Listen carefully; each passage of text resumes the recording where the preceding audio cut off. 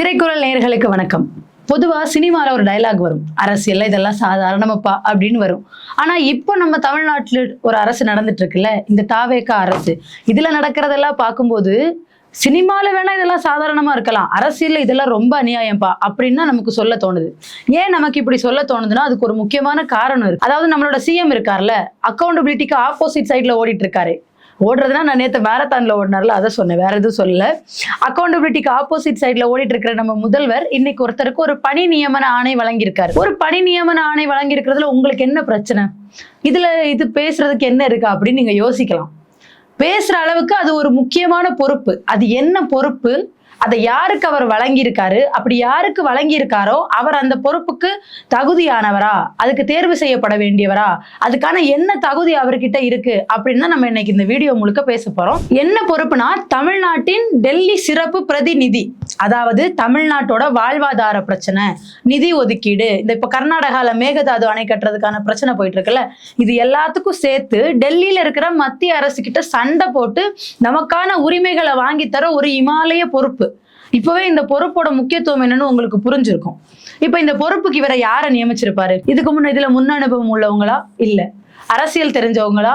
இல்லவே இல்லை. இதுக்கு முன்னாடி ஏதாவது இயக்கங்கள்லயோ அரசியல் கட்சிகள்லயோ சேர்ந்து மக்களுக்காக பணியாற்றிருக்காரா? கண்டிப்பா கிடையாது. முக்கியமா இவர் தமிழ்நாட்டுல ஓட்டு போடுறவரா?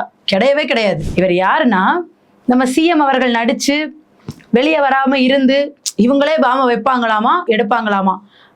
அவங்க லீக் பண்ணல, நம்ம அப்படி சொல்லக்கூடாது, ஏன்னா அவங்க லீக் பண்ணல, எடிட்டிங் டேபிள்ல இருந்து லீக் ஆயிடுச்சு. அப்படி லீக் ஆன படத்தோட ப்ரொடியூசர் வெங்கட நாராயணன், அவருக்கு தான் இந்த பொறுப்பு அவர் கொடுத்திருக்காரு. இந்த வெங்கட நாராயணன் யாரு? இவர் யாருன்னா, இவர் கர்நாடக மாநிலத்தை சேர்ந்தவர். பிறந்தது, வளர்ந்தது, வாக்களிப்பது எல்லாமே கர்நாடகால.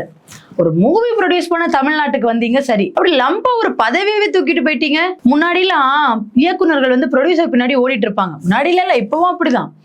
கதையை வச்சுக்கிட்டு சார் ப்ரொடியூஸ் பண்ணுங்க சார் அப்படின்னு கேட்டு போயிட்டு இருந்தாங்க. காலம் இப்ப மாறிடுச்சு.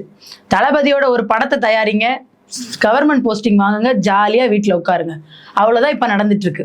இதுக்கு பல்வேறு விதமான கண்டனங்கள் வலுத்துட்டு இருக்கு. இதுல முக்கியமா கண்டனங்கள் தெரிவிச்சது யாருன்னா, நாம் தமிழர் கட்சியினோட ஒருங்கிணைப்பாளர் திரு சீமான் அவர்கள்.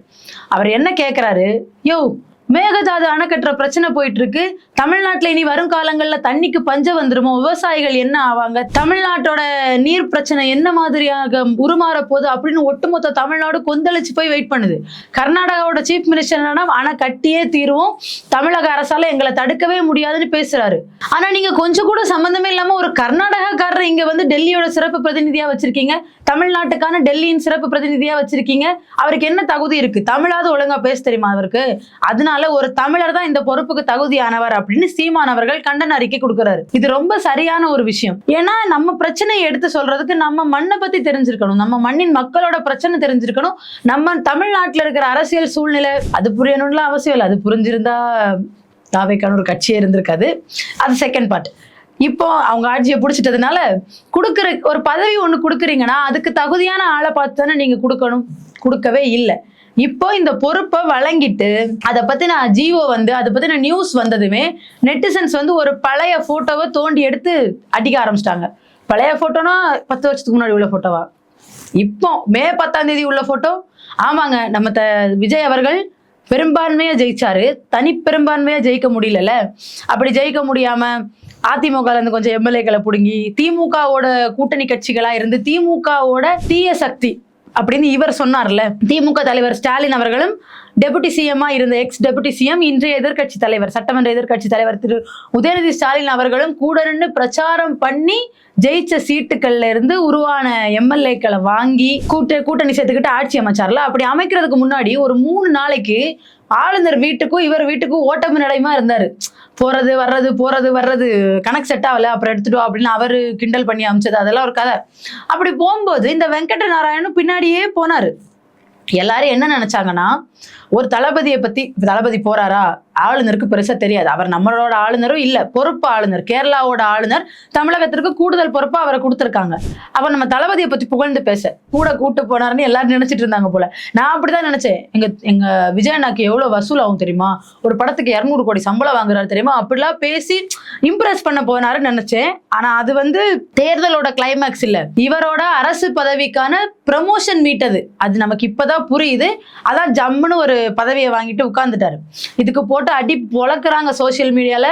இது என்ன உங்க அப்பா வீட்டு சொத்தா நீங்க இப்படி எடுத்து கொடுக்கறதுக்கு, எப்படி நீங்க இப்படி பண்ணலாம் அப்படின்னு பல்வேறு கட்சிகளும் கண்டனங்கள் கொடுத்துட்டு வர்றாங்க. ஆனா எப்பவுமே இடதுசாரிகள் பக்கம் நின்று மக்களுக்காக பேசுற கம்யூனிஸ்ட் கட்சி தோழர்கள் என்ன சொல்றாங்கன்னா, அது அவங்களோட தனிப்பட்ட விருப்பம், தாவேக அரசோட தனிப்பட்ட விருப்பம். ஆனா ஒரு தமிழர் இருந்தா நல்லா இருக்கும். இது எப்படி இருக்குன்னா, ஒரு பாய் ஃப்ரெண்ட், டாக்ஸிக் பாய் ஃப்ரெண்ட், கேர்ள் ஃப்ரெண்ட், நீ பண்ணு, உனக்கு விருப்பம் நீ பண்ற, பட் எனக்கு அது பிடிக்கல அப்படி பேசுவாங்கல்ல, அந்த மாதிரி ஒரு மூட்லயே இருக்காங்க அவங்க. அது இருக்கட்டும் ஒரு பக்கம். இப்ப விஜய் அரசு இந்த விஷயத்த பண்றது இதுதான் முதல் முறையா, இந்த மாதிரி தவறுகள் இப்பதான் முதல் முறையா நடக்குதா அப்படின்னு பார்த்தோம்னா கண்டிப்பா இல்ல. இதுக்கு முன்னாடி ஆட்சி பொறுப்பேற்ற 2வது நாள் ஒரு போஸ்டிங் ஒண்ணு கொடுத்தாரு. அது என்னன்னா, ஆஃபீஸர் ஆன் ஸ்பெஷல் டியூட்டி அப்படின்னு ஒரு அரசாங்க பதவியை கொடுத்து அதுக்கு ஒரு ஜிஓ வந்துச்சு. அதை பார்த்த உடனே பெரியார் தானே உங்க கொள்கை தலைவர் அப்படின்னு எல்லாருக்கும் டவுட் வந்துருச்சு.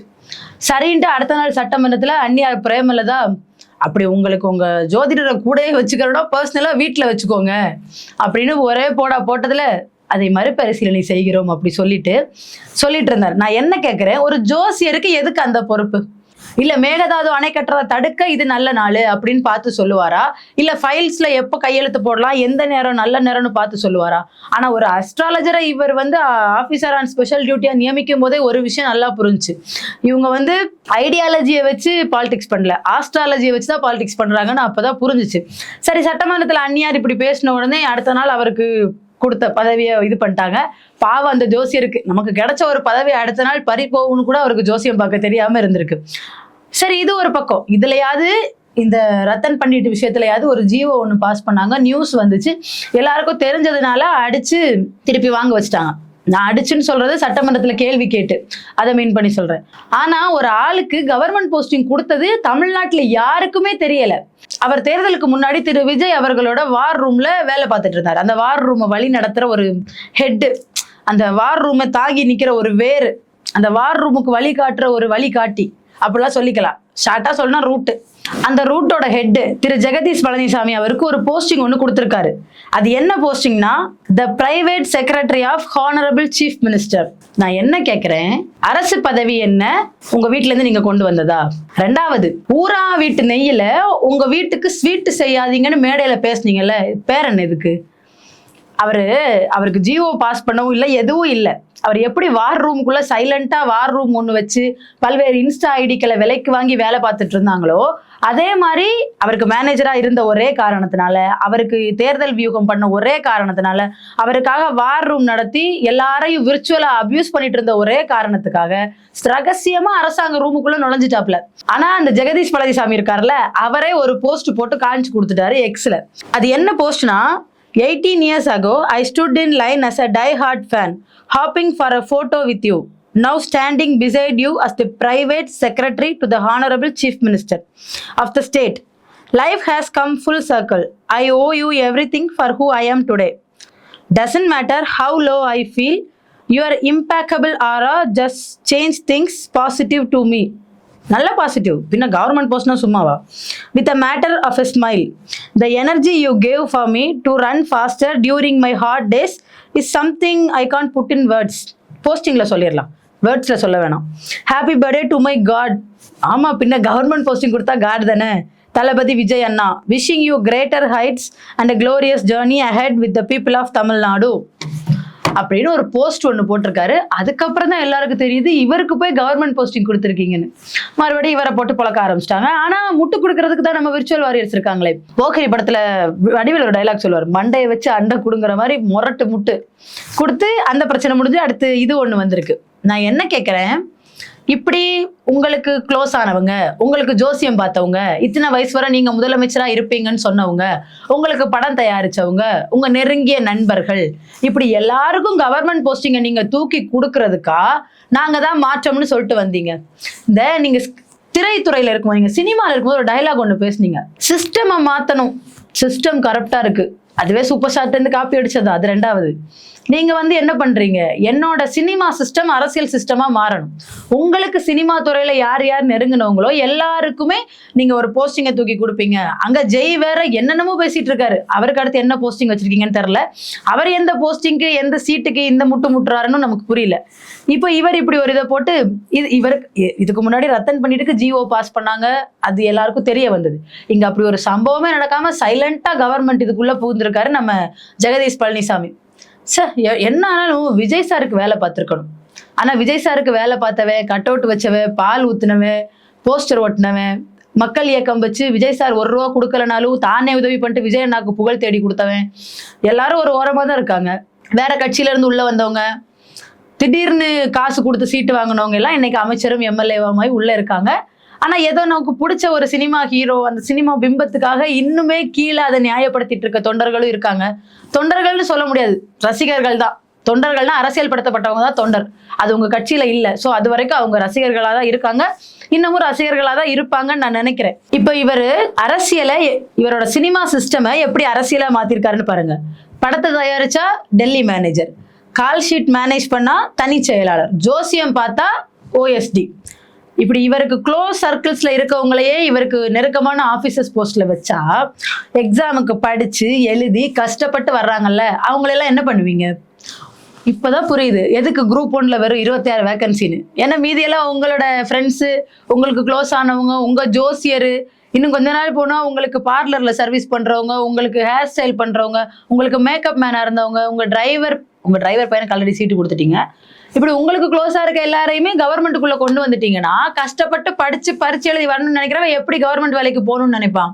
நீங்க என்ன ஆக்க நினைக்கிறீங்க தெரியுமா? கவர்மெண்ட் செக்டர் அப்படிலாம் ஒண்ணு இருந்தா தானே நீங்க படிக்கணும். அப்பதானே நான் முதல்வர் திட்டத்தை தொடர வேண்டியிருக்கும். பேர் மாத்திட்டேன், இப்ப அதை எப்படி இல்லாம ஆக்குறது? கவர்மெண்ட் போஸ்டிங்னு ஒண்ணு இல்லாமலே போயிட்டா நீங்க எப்படி கவர்மெண்ட் போஸ்டிங்க்கு வருவீங்க? அப்படின்னு லாஜிக்கா யோசிச்சு இப்படி ஒரு விஷயத்த பண்றாருன்னு நான் நினைக்கிறேன். கடைசியா உங்களுக்கு ஒரு கேள்வி. இந்த தயாரிப்பாளர் நாயகன் அப்படி கூட சொல்லிக்கலாம். அவரோட தயாரிப்பாளருக்கு ஒரு பிரதிநிதித்துவ போஸ்ட் எதுக்கு? அவருக்கு தமிழ் தெரியாது. அவர் கர்நாடகால பிறந்து கர்நாடகால வளர்ந்து கர்நாடகால வாக்களிச்சுட்டு இருக்கவர் எப்படி தமிழ்நாட்டின் சிறப்பு பிரதிநிதியா டெல்லியில இருக்க முடியும்? இப்ப நம்ம இன்னொரு விஷயத்தை பார்க்கணும். எந்த கட்சிக்கு நான் மாற்றுன்னு சொல்லிட்டு இவர் வந்தாரு? இதுக்கு முன்னாடி இருந்த திராவிட முன்னேற்ற கழக ஆட்சிக்கு. அப்ப அந்த ஆட்சியில டெல்லியின் சிறப்பு பிரதிநிதியா யார் இருந்தாங்கன்னு நம்ம தெரிஞ்சுக்கணும்ல. அவருக்கும் இவருக்கும் என்ன வித்தியாசம் இருக்குன்னு நம்ம தெரிஞ்சுக்கணும். திமுக ஆட்சியில தமிழ்நாடு அரசின் டெல்லி சிறப்பு பிரதிநிதியா இருந்தவர் AKS விஜயன். அவர் 3 முறை மக்களவை உறுப்பினராக இருந்திருக்காரு. 15 வருட நாடாளுமன்ற அனுபவம், முக்கிய நாடாளுமன்ற குழுக்களில் உறுப்பினர், காவிரி உரிமை, மீனவர்கள், ரயில்வே உள்ளிட்ட தமிழ்நாட்டு உரிமைகளுக்காக குரல் கொடுத்தவர், திராவிட முன்னேற்ற கழக விவசாய அணி மாநில செயலாளர், பிறந்ததும் வளர்ந்ததும் வாக்களிப்பதும் தமிழ்நாட்டில். இப்போ நியமிச்சிருக்காங்கல்ல, அவருக்குள்ள குவாலிஃபிகேஷன் பாருங்க. ஜனநாயகன் திரைப்பட தயாரிப்பாளர், KVN குழுமம் மற்றும் KVN தயாரிப்பு நிறுவனம், பிரஸ்டீஜ் ரியல் எஸ்டேட் குழுமத்தின் முன்னாள் தலைமை நிர்வாக அதிகாரி, பிறந்ததும் வளர்ந்ததும் வாக்களிப்பதும் கர்நாடகா. அவர் டெல்லிக்கும் பெங்களூருக்கும் பாலமா இருக்கலாம். அவர் எப்படி தமிழ்நாட்டுக்கும் டெல்லிக்கும் பாலமா இருப்பாரு? எப்படி இருக்க முடியும்னு நீங்க நினைக்கிறீங்க? யாரு கூட தண்ணி பிரச்சனைக்கு சண்டை போட்டுட்டு இருக்கோமோ அந்த ஊரோட குடிமகன், அந்த ஊர்ல வாக்களிக்கிற ஒருத்தரை கூட்டிட்டு வந்து தமிழ்நாட்டின் சிறப்பு பிரதிநிதின்னு சொன்னா எப்படி எடுத்துக்கிறது? சோ மக்களே, மாற்றம்னு வந்து டெய்லி நமக்கு ஏமாற்றத்தை மட்டும்தான் கொடுத்துட்டு இருக்காங்க இந்த ஆட்சி. அப்புறம் இந்த திரைப்பட தயாரிப்பாளரை இப்படி டெல்லி சிறப்பு பிரதிநிதியா நியமிச்சதை பத்தின உங்க கருத்துக்களை கமெண்ட்ல சொல்லுங்க. கடைசியில ஒண்ணு மட்டும் நான் சொல்லிக்கிறேன். இது ஒரு சினிமா சேனல் தானமா, நீ இங்க ஏன் அரசியல் பேசிட்டு இருக்கேன்னு உங்களுக்கு தோணலாம். இப்ப சினிமாவும் அரசியலும் வேற இல்லைன்னு எனக்கு ரொம்ப நல்லா புரிஞ்சிருக்கு. இப்பதான் இந்த ஆட்சி மாற்றம் வந்ததுக்கு அப்புறம் தான். அதனாலதான் இந்த சேனல்லையும் சினிமா பத்தி பேசும்போது அதுக்குள்ள அரசியலையும் சேர்த்து, அரசியல் பேசும்போது அதுக்குள்ள சினிமாவையும் சேர்த்து பேச வேண்டியிருக்கு. நீங்க உங்களோட கருத்துக்களை கமெண்ட்ஸ்ல சொல்லுங்க. நம்ம இன்னொரு வீடியோல சந்திப்போம். நன்றி.